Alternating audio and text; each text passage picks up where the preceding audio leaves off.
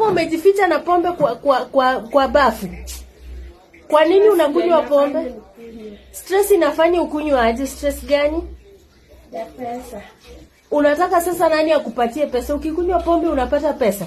Umetoa wapi? Kwa nini umechukua pombe huko unaanza kukunywa pombe zenye ujui hata zimetoka wapi?